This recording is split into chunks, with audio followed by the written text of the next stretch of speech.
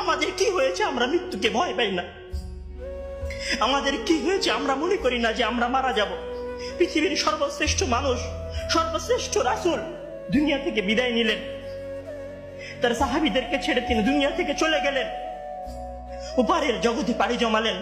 আমাদের কি হয়েছে যে আমরা বিশ্বাস করতে চাই না, আমরা প্রস্তুতি গ্রহণ করি না মৃত্যুর জন্য?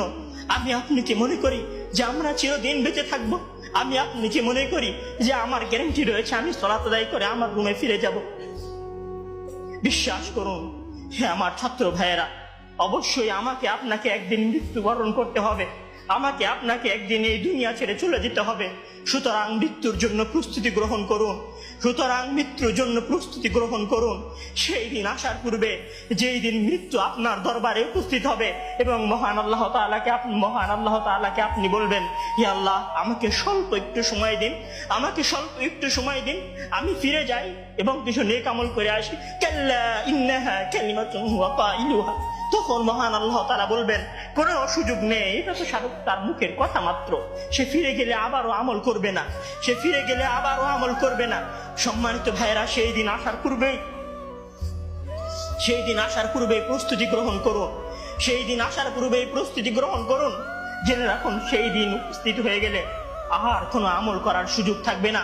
সেই দিন উপস্থিত হয়ে গেলে কবরে নাজাত পাওয়ার জন্য আর কোনো কিছু করার সুযোগ থাকবে না। সেই দিন এসে গেলে 2 রাকাত সালাত আদায় করে আল্লাহর কাছে ক্ষমা প্রার্থনা করার কোনো সুযোগ থাকবে না। সেই দিন এসে গেলে রাতে জেগে 8 রাকাত তাহাজ্জুদ সালাত আদায় করার কোনো সুযোগ থাকবে না। এখনো সময় আছে। মহান আল্লাহ তাআলার দরবারে নিজেকে সঁপে দিয়ে তার কাছে ক্ষমা প্রার্থনা করুন। মহান আল্লাহ তাআলার দরবারে নিজেকে সঁপে দিয়ে তার কাছে ক্ষমা প্রার্থনা করুন। মানুষের সাথে কোনো ভুল থাকলে সে ভুলের ক্ষমা চেয়ে নিন।